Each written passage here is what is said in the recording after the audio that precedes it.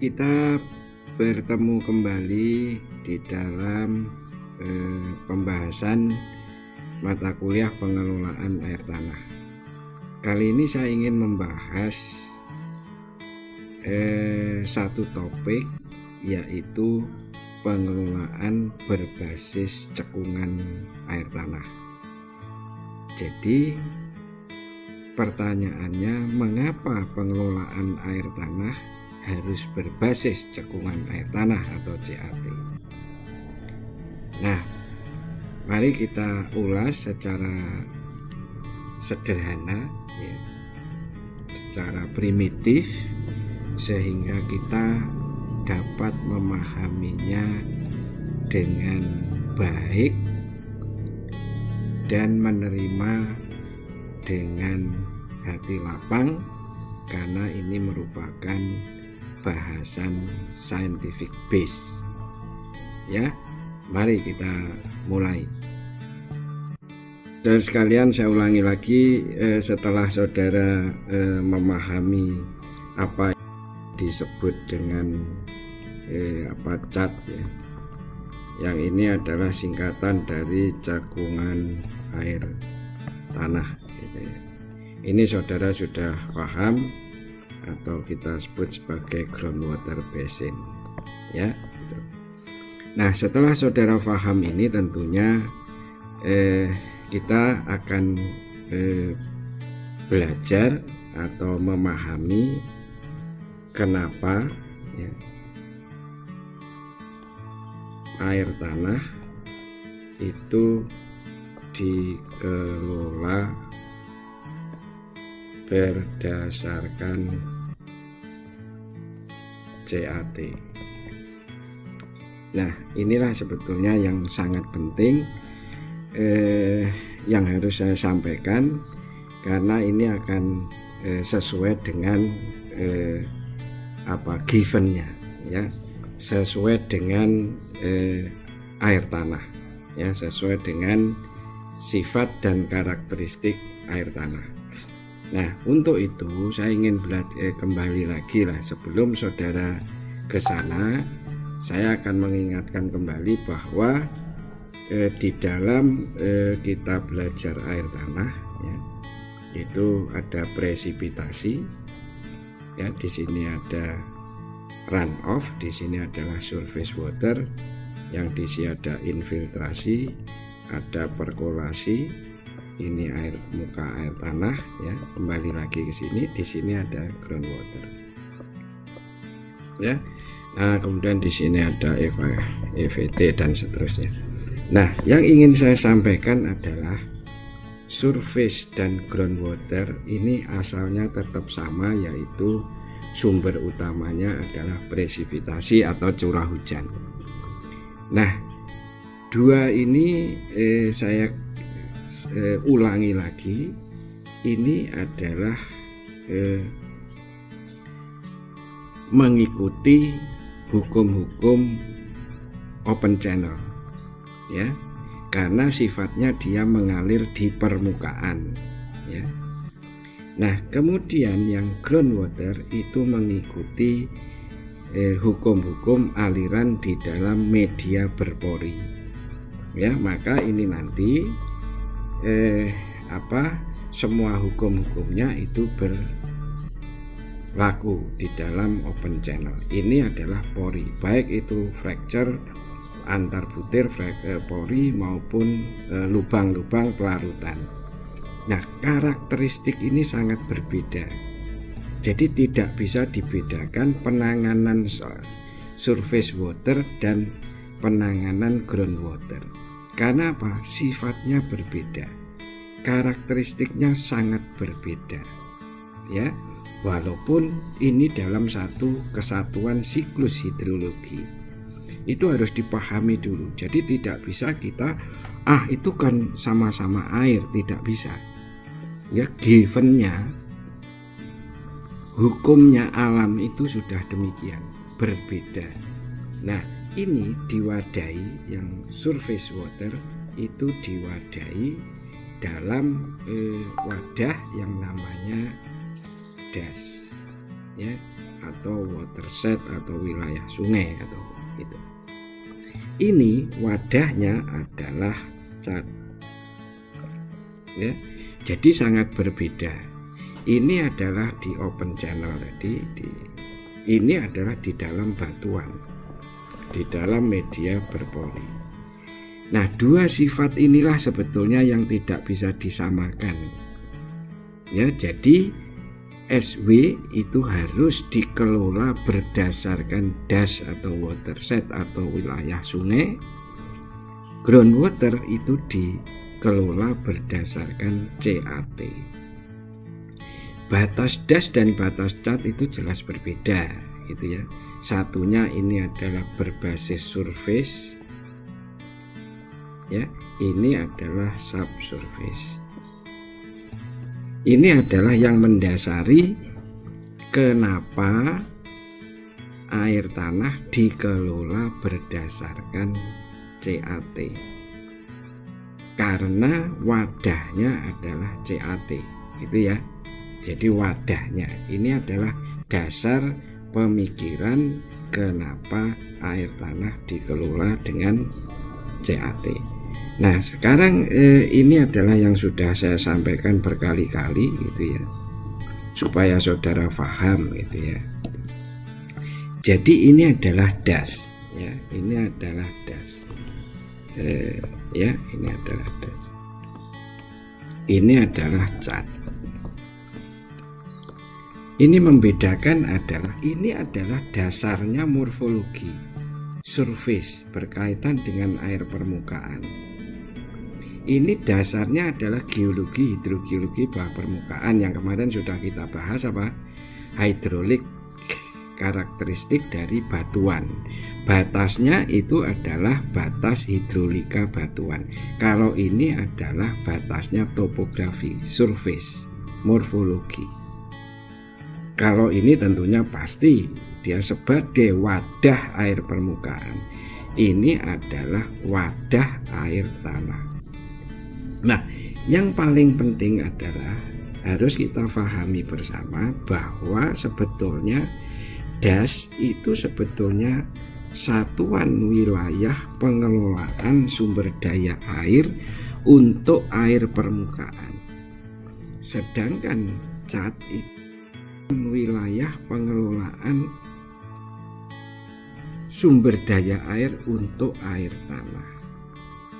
Ya, ini yang harus saudara pahami. Jadi banyak orang yang lupa, sebenarnya bukannya tidak tahu, tapi lupa atau pura-pura lupa, sehingga air tanah dikelola berdasarkan das. Ya, karena melupakan satu filosofi dasar, ilmu dasar hidrogeologi atau hidrologi secara umum. Ya, bahwa sekali lagi das atau WS itu satuan wilayah pengelolaan SDA untuk air tanah, air permukaan. Sedangkan cat itu adalah satuan wilayah pengelolaan SDA untuk air tanah. Sudah itu tidak bisa diganggu gugat. Karena itu sudah sesuai dengan tadi yang di depan saya sampaikan filosofi dasarnya. Nah, di bawah das ini ya, di bawah das itu bisa ada 1 cat, 2 cat atau lebih. Bahkan tidak ada cat gitu ya. Ada das yang di bawahnya nggak ada CAT. Sebaliknya cat di atas cat itu bisa ada 1 das atau 2 das atau tapi pasti ada das. Nah ini. Jadi kalau CAT di atas CAT itu pasti ada das. Nggak mungkin tidak ada das. Tapi kalau di bawah das belum tentu ada CAT. Ya, ini pemikiran-pemikiran dasar yang harus kita pahami pada saat kita bicara pengelolaan sumber daya air, baik itu air permukaan maupun air tanah. Kalau saudara belajar gitu ya, saudara belajar hidrologi dimanapun, mau di Asia, di luar negeri, di dalam negeri, di Arab, di Cina, di Eropa, di Amerika. Kalau saudara belajar hidrologi itu pasti basisnya itu watershed. Pasti di sana saudara diajari tentang watershed, tentang das.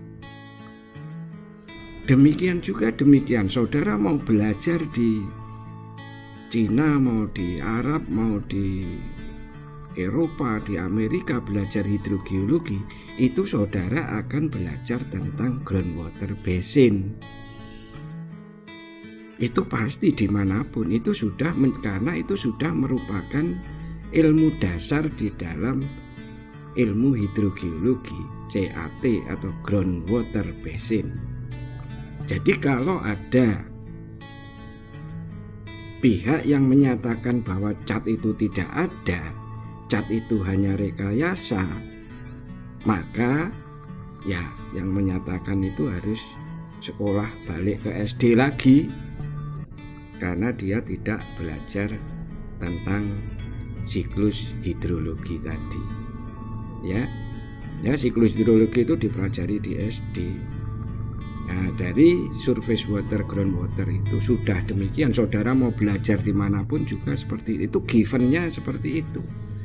Jadi wadah itulah yang menjadi dasar pengelolaan sumber daya air. Kalau air permukaan, wadahnya apa? Das. Nah, dia itu dikelola berbasis das atau WS, silahkan sama itu. Kalau air tanah, wadahnya apa? Cat. Ya sudah, kelola di dalam satu cat. Nah, itu adalah basisnya. Jadi kita tidak mengingkari alam, tidak mengingkari hukum-hukum alam. Ya. Jadi apa yang saya sampaikan ini sekali lagi tidak berbasis kepentingan, tidak berbasis politik, tetapi ini adalah ilmu dasar di dalam belajar air, ya, baik itu air tanah maupun air permukaan. Ya, ingat-ingat itu. Jadi kalau nanti ada cat itu, air tanah itu tidak perlu dikelola karena tidak kelihatan, karena cat itu tidak ada, itu di bawah surface, tidak tahu batas-batasnya, ya itu harus sekolah lagi orang yang menyatakan seperti itu, gitu ya. Jadi sekali lagi, kalau saudara pernah one basin, one management, ya saudara tentunya sudah kenal ini. Ya ini sudah jelas. Nah, basinnya apa? Kalau dia basinnya kalau basinnya itu adalah surface water, maka dia das, WS. Ya, kalau basinnya itu adalah groundwater, maka ini ya. Jadi one management untuk air tanah itu adalah cat.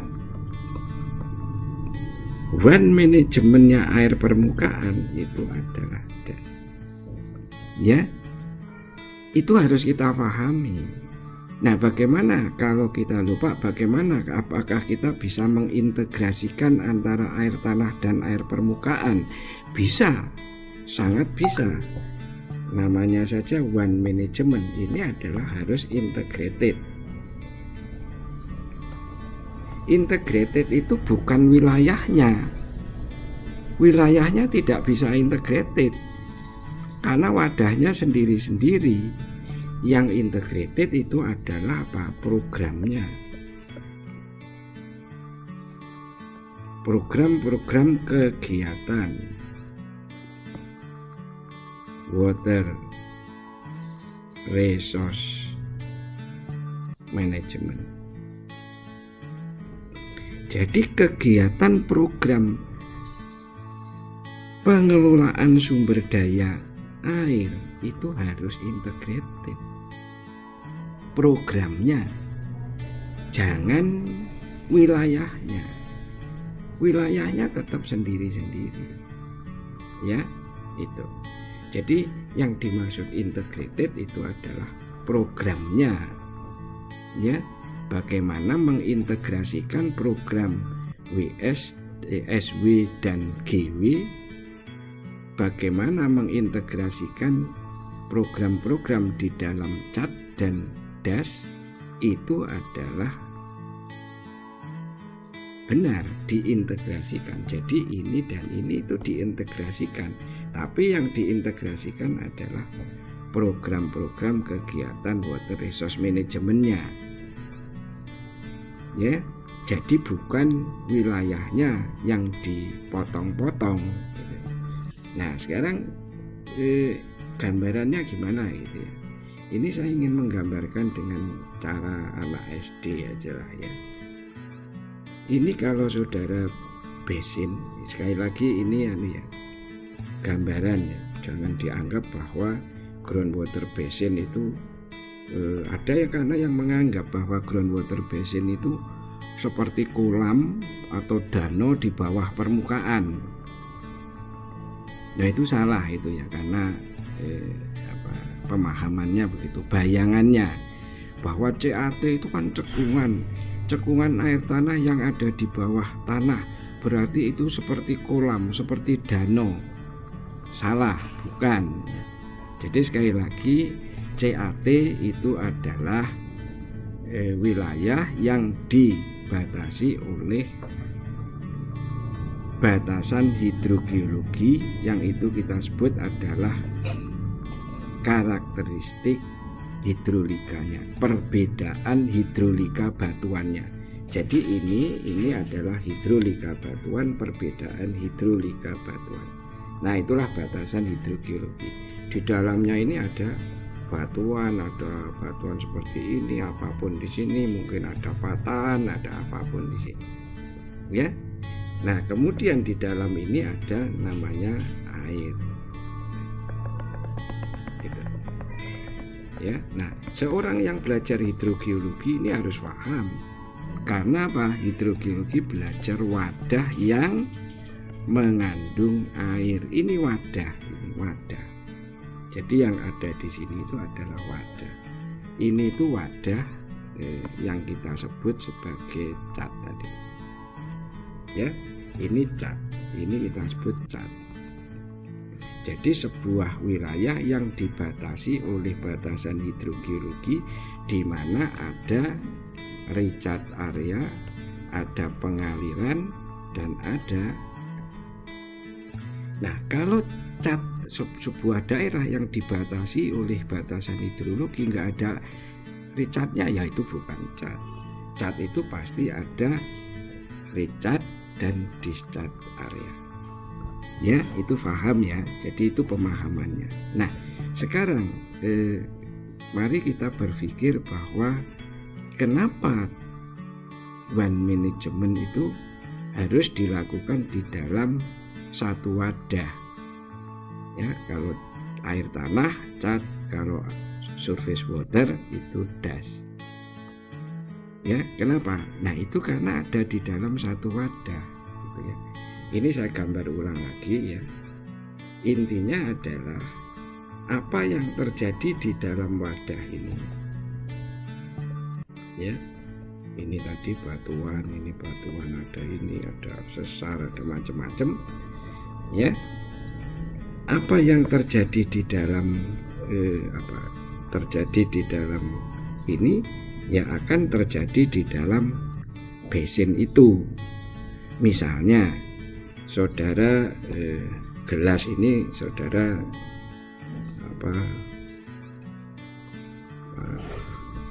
ya ini orang ini ya, dia minum gitu,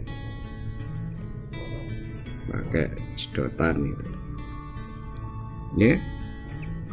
Kemudian apa yang terjadi? Penurunan muka air tanah kalau ini disedot gitu ya. Ya, terjadinya hanya di sini. Kalau di sini ada CAT, yang berikutnya CAT sebelahnya, ya, ini ada batuan, ada ini, ada ini, ada ini, ada ini, macam-macam. Kemudian ada air. Ini muka air tanahnya di sini. Ya. Ya, muka tanahnya lebih rendah misalnya di sini. Ya, nah ini. Kalau saudara mengambil di sini, si A ini minum di sini, apakah si di B ini ikut berkurang? Tidak. Ya, kalau ini saudara tambahi, ya, di input, dia menjadi seperti ini, penuh. Apakah di B ini akan ikut naik? Tidak, dia akan di sini tetap. Ya, kalau ini saudara masukin racun, ya, kualitas, ya, dimasukin racun sehingga dia beracun di sini. Dia beracun. Apakah di B juga ikut beracun? Tidak. Jadi ini terjadi dalam satu basin. Ini berlaku dalam satu basin. Ya, ingat ya. Jadi ini perumpamaan dasar yang bisa difahami dengan mudah dengan pola pikir anak SD. Jadi kalau ada 2 gelas yang disampingkan, kalau kita mau menyedot, mau menambah, mau masukin racun, mau masukin warna, itu hanya terjadi di dalam wadah A, gelas A. Gelas B tidak ikut. Ya. Nah, gelas B ini juga terjadi sendiri. Dia juga diambil, dia juga ditambah, dia ada input, sehingga delta S-nya ini juga berubah sendirinya sesuai dengan masing-masing gelas ini. Jadi apa yang terjadi di sini tidak terjadi di sini. Apa yang terjadi di sini tidak terjadi di sini. Jadi masing-masing terjadi sendiri-sendiri. Nah, ini adalah konsep dasar yang mudah difahami. Nah, maka kalau saudara akan mengelola dari cat itu, ya, kalau ini cat A tadi, ya, kemudian ini ada airnya, ini ada apa? Delta S. Delta S itu delta storage, cadangan. Kalau saudara mau input, ini saudara ambil output, ya, maka yang terjadi di sini, ya saudara, perhitungannya adalah perhitungan di dalam cat A. Bagaimana saudara membuat ini stabil? Bagaimana saudara mempertahankan delta S ini tetap sustainable? Itu dengan melihatnya water balance di sini. Karena di sini nanti ada, ini kan ada input, ada output yang artinya output yang natural, ada yang key, jadi diambil. Ini adalah input, ya, jadi curah hujan dan sebagainya. Ini adalah output, evaporasi dan segala macam. Terus ini yang diambil. Terus nanti ada yang key, ini key negatif, tapi juga ada yang key positif, artinya human, ini human. Kalau ini natural. Di samping itu mungkin ada dari sini, dari samping mungkin ada sedikit yang batas cat kan tidak harus ada yang input kecil. Ini ada input tapi natural, ini natural, ini natural. Juga ada output yang key output yang natural, ya, yang dari samping maksudnya ini. Nah, jadi ini saudara mempertahankan delta S itu menghitungnya seperti apa? Ini yang namanya nanti groundwater balance. Ya, kita hitung groundwater balance-nya, bukan water balance-nya, ya, tapi groundwater balance. Nah, itu bisa dihitung berdasarkan satu cat. Kalau ini sudah benar jumlah ini, maka ini bisa distabilkan, ya, tidak bisa dipotong-potong. Demikian juga nanti kalau saudara punya cat B itu, ya, cat B itu juga sama. Di sini ada begini ada airnya, ya, ada air yang ada di dalamnya. Kemudian ini adalah MAT-nya misalnya segini, muka air tanahnya misalnya ya, ini ada delta S, maka ini juga harus dihitung input, output. Ini ada Q plus, ada Q min, ini ada I natural, I lagi yang dari samping, out yang dari samping, dan ini juga ada groundwater balance sendiri, cat 2, ini cat 1 ya. Jadi harus berdasarkan satu wadah ya. Kalau itu dicampur, nah itu bahaya. Nah udah ya, dari sini kemudian mari kita belajar dulu. Ada satu pernyataan begini ya, bahwa sumber daya air itu tidak dibatasi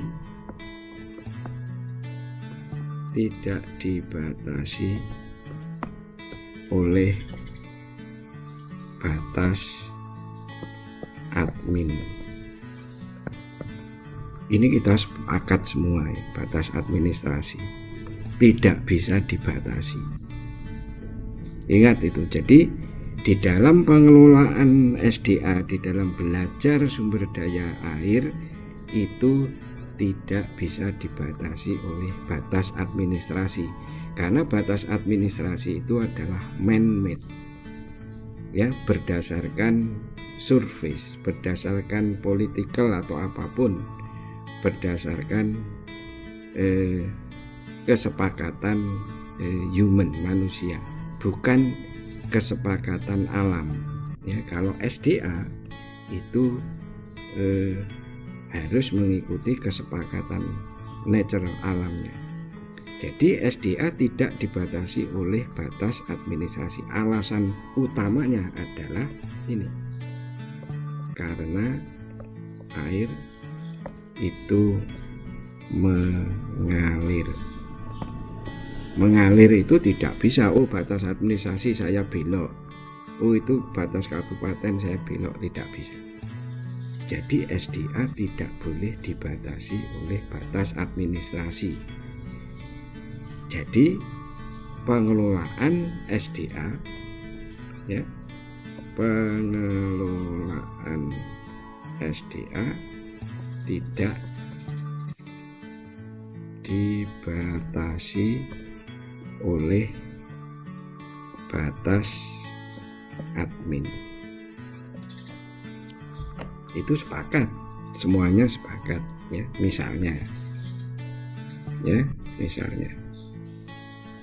ini adalah, saya contoh aja SW dulu gitu ya, itu berarti das misalnya ya, ini satu das misalnya. Ya saya minta maaf kalau gambar saya salah, tapi intinya demikian lah ya.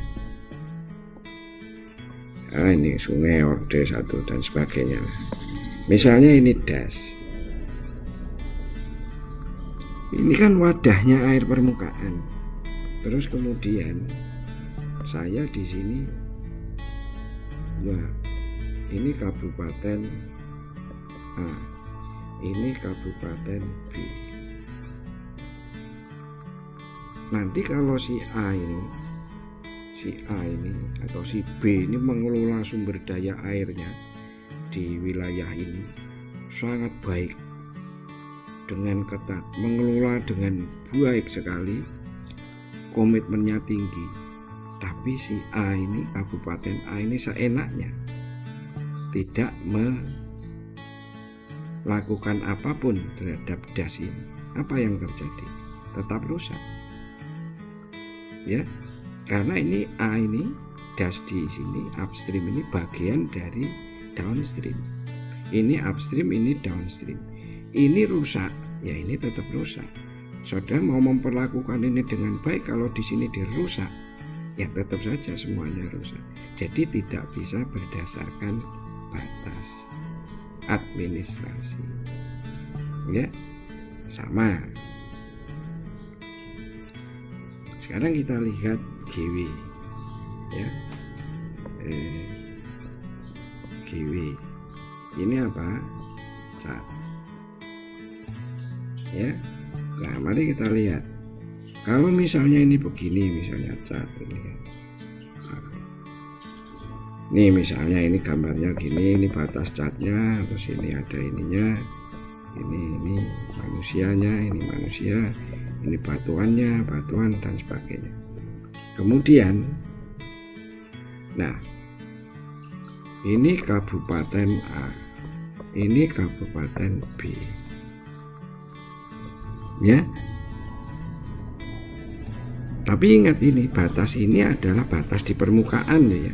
Nah, batas di permukaan, bukan dari bawah. Nah, si A ini sembarangan di sini, ya. Jadi dia mengelolanya itu sembarangan. Dia ambil habis-habisan, Si kabupaten B, wah, dia mengelola dengan mempertahankan air tanahnya. Apa yang terjadi? Tetap saja ini akan turun. Si B akan turun. Ini mau melakukan sembarangan, ini apapun yang dia lakukan dengan baik, maka tetap akan rusak. Karena apa? Nah, ini dirusak. Sama, demikian juga kualitinya. Wah, di sini land use-nya diatur dengan baik, ketat, tata ruangnya bagus. Di sini rusak-rusakan. Apa yang terjadi? Tetap polutan itu juga akan masuk dan akan masuk ke sini. Walaupun dia mengelola kualitas dengan baik, di sini tidak, ya tetap aja rusak. Jelas ya? Jadi ini jelas bahwa kabupaten das dengan administrasi tidak boleh. Kabupaten cat dengan administrasi juga tidak boleh. Ya, ini harus dikelola dalam satu wilayah cat. Sama. Nah, sekarang tentunya saudara akan bertanya nih, kalau saudara kritis, Pak, kalau misalnya cat dikelola batasnya das, seperti apa, Pak? Nah, jawaban pertama adalah ini menyalahi hukum alam. Ya, sudah pasti menyalahi hukum alam, karena tadi SW das, GW cat. Jadi cat dikelola batas das.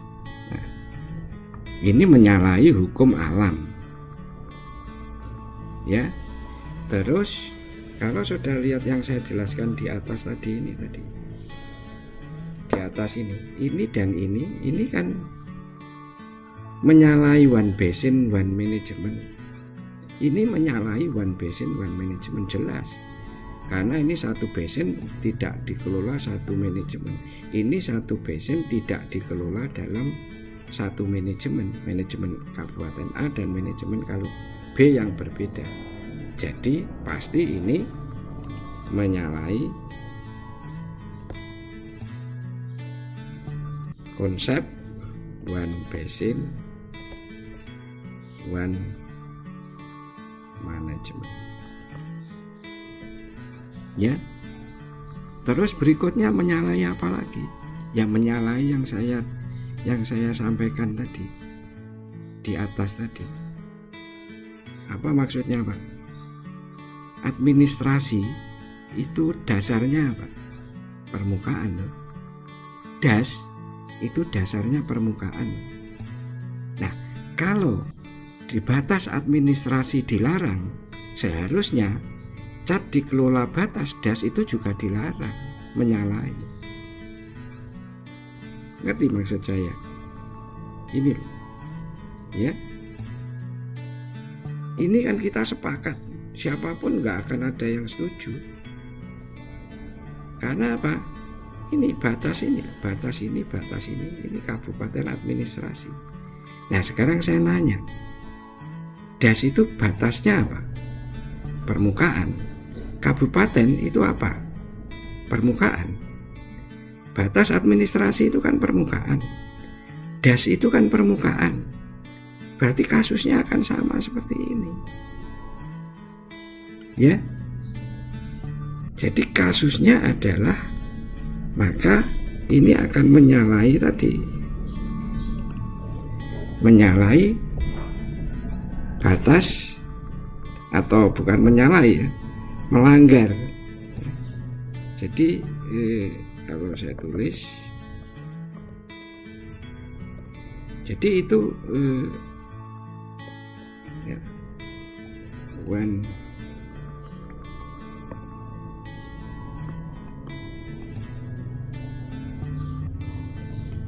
jadi melanggar ya hukum atau dasar ya batas-batas berdasar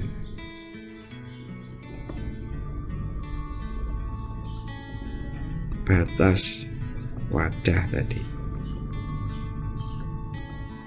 Ya, kalimatnya saya mungkin kurang benar. Jadi intinya, kalau kita melarang bahwa sumber daya air dilarang atau tidak benar, bukan dilarang lah, tidak benar dikelola berdasarkan administrasi, di mana administrasi itu dasarnya permukaan, maka seharusnya CAT tidak bisa atau tidak diperkenankan dikelola batas das, karena das juga batas permukaan. Jadi ini melanggar hukum dasar batas-batas wadah, batas-batas yang berbasis atau berdasarkan wadah. Jadi penjelasannya beginilah ya. Ini ada sebuah CAT, misalnya ini cat ya. Terus di sini batas admin. Batas admin itu tidak dibenarkan untuk mengelola sumber daya air. Berarti setuju ya, bahwa batas admin tidak bisa membatasi pengelolaan sumber daya air. Karena ini apa basisnya? Surface. Penentuan batasnya kan surface. Nah, sekarang ini das.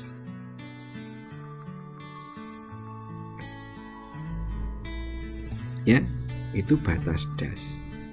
Ini tadi cat.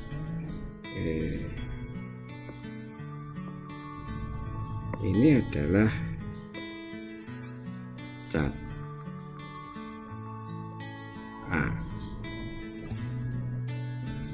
Ini das A. Ini adalah batas das. Dasarnya apa? Surface.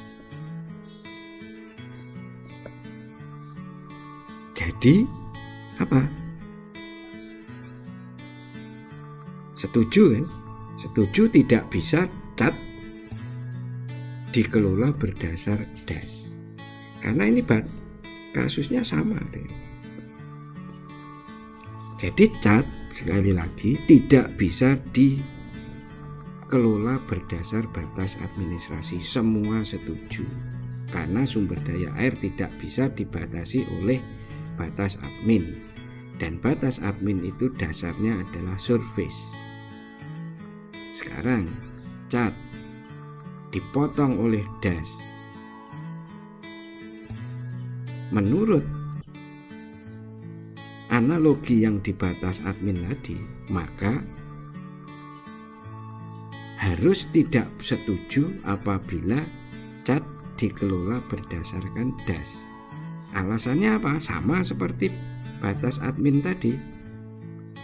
Karena batas das itu dasarnya adalah surface.